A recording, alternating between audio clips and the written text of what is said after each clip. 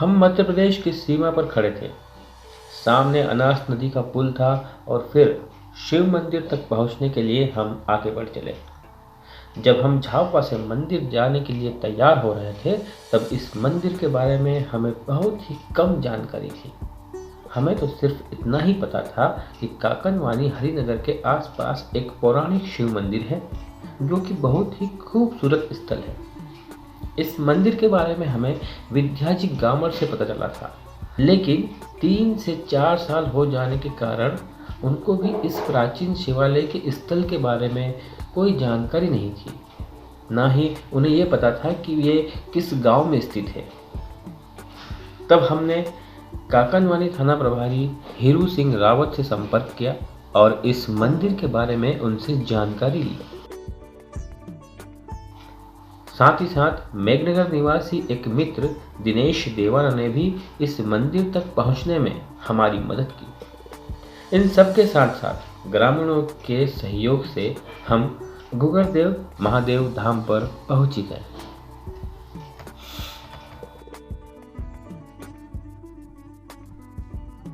आज हम आपको लेके आए हैं घुघरेश्वर महादेव मंदिर पे। यह मंदिर मध्य प्रदेश और गुजरात की सीमा से सटा हुआ है। जैसे ही आप मध्य प्रदेश की सीमा को पुल के जरिए समाप्त करते हैं, गुजरात की सीमा शुरू हो जाती है और वहीं गुजरात की सीमा के चाकुरिया गांव में यह मंदिर स्थित है।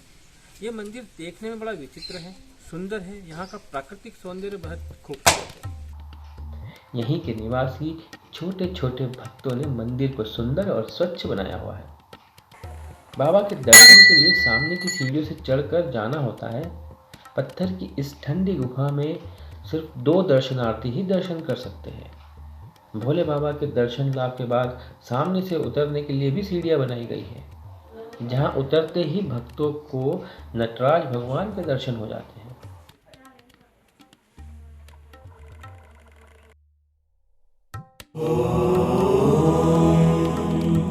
नमः शिवाय।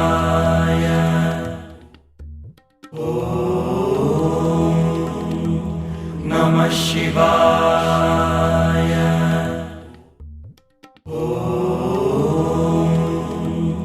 नमः शिवाय।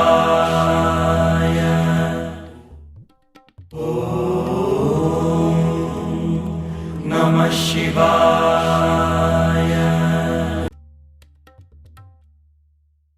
सीढ़ियों से उतरकर मंदिर के प्रांगण में पहुंचते हैं, जहां पर हवन कुंड भी बना हुआ है और सामने बड़े से पत्थर की गुफा में शिव भगवान विश्व की संपूर्ण शांति के साथ विराजमान है। अंदर छोटी सी गुफा में भोले बाबा के दर्शन मन को शांति प्रदान करते हैं।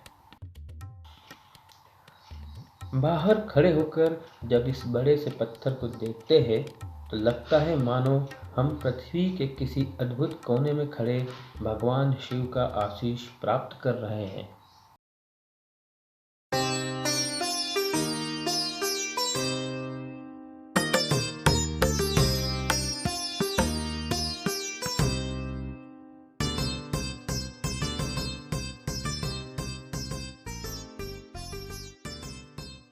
तीन राज्यों की सीमा से सटे हुए सदियों पुराने शिव मंदिर घुघरदेव महादेव धाम प्राकृतिक सौंदर्य से पूर्ण पत्थरों में बसा एक शांतिपूर्ण शिव धाम है, जहां दर्शन करना सौभाग्य की बात है।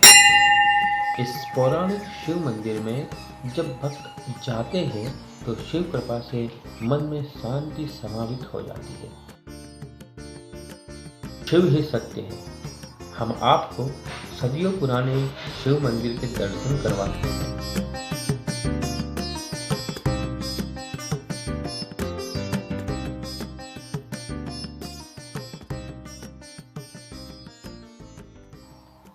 सीमा से सटे हुए इस शिव धाम में भोले बाबा बहुत बड़े एक पत्थर की गुफा में विराजमान अपने इष्ट की तपस्या कर रहे हैं।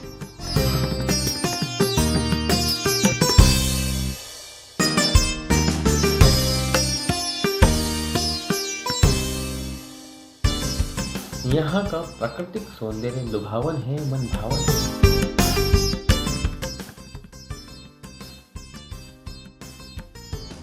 घुघरदेव महादेव के आसपास अब पहले की तरह घना जंगल तो नहीं रहा, मगर फिर भी यहाँ हर समय हरियाली छाई रहती है। शिव मंदिर के पास एक कुंड बना हुआ है। यहाँ के पुजारी पूंजिया भाई कहते हैं कि यह करीब 10 से 12 फीट गहरा है। बरसात के समय ऊपर से आने वाला पानी पत्थर से गिरकर झरने का रूप ले लेता है। चारों ओर हरियाली हो जाती है और झरने के रूप में गिरकर पानी आगे नाले के रूप में बह जाता है, जो कि अनास नदी में सम्मिलित हो जाता है। यहाँ बरसों से तप कर रहे पेड़ों की जड़ों ने पत्थरों को जकड़ रखा है, पकड़ रखा है। इस तरह से दोनों एक दूसरे में समावित लगते हैं, जैसे कि एक दूसरे की वजह से दोनों की जीव निर्जीवता बरकरार है। इस चट्टान के आसपास बहुत से पेड़ शिव की तपस्या में लीन प्रतीत होते हैं।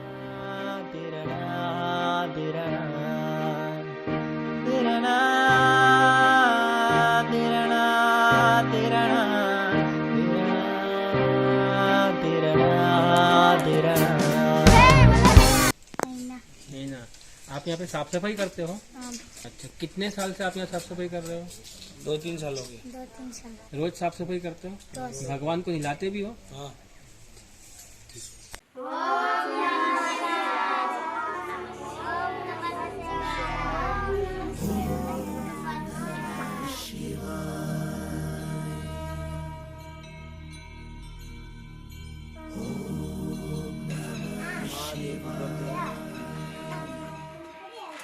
ये गुजरात में आता है। गुजरात में यहीं से मध्य प्रदेश की सीमा बिल्कुल पड़ोस में लगती है। ये मंदिर लगभग कितना पुराना मंदिर है? पुराना मंदिर को हमें पता नहीं है खुद से। पुजारी पूंजिया भाई बताते हैं कि 200 साल से पुराने इस शिव मंदिर के ऊपर पीछे की तरफ थाने वाला तालाब है, जिसमें बरसात के समय पानी भर जाता है और बहते हुए पानी पत्थर से टकराकर झरने के रूप में यहाँ शिवधाम में नीचे गिरता है। घुघरदेव महादेव पर 2 बार मेला लगता है और महाप्रसाद जी का आयोजन भी किया जाता है। एक तो शिवरात्रि पर भव्य भंडारा होता है और दूसरा होली से पहले आने वाली 11 पर। इन आयोजनों के लिए दानदाता स्वयं शिवधाम में आकर स्वेच्छा से दान कर जाते हैं।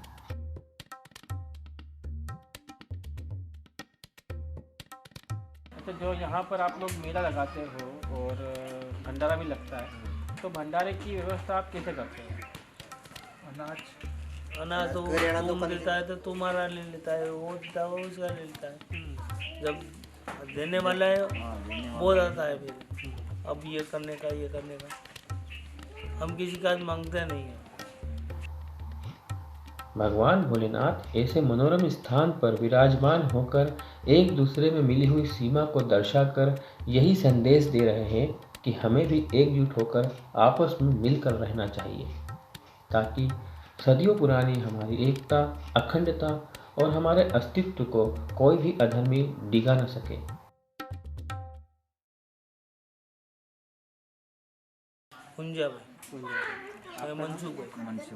इस परम पवित्र धाम पर पहुंचने के लिए राजस्थान, गुजरात, मध्य प्रदेश की सीमा पर पहुंचना होता है। मध्य प्रदेश की बॉर्डर से झाबुआ, काकनवानी और वहां से हरिनगर होते हुए बलवास गांव पहुंचना होता है। अनास नदी पर बने पुल को गुजरात में माना जाता है। यूं तो ग्रामीण कहते हैं कि अनास नदी के इस तरफ मध्य प्रदेश है तो उस तरफ गुजरात है।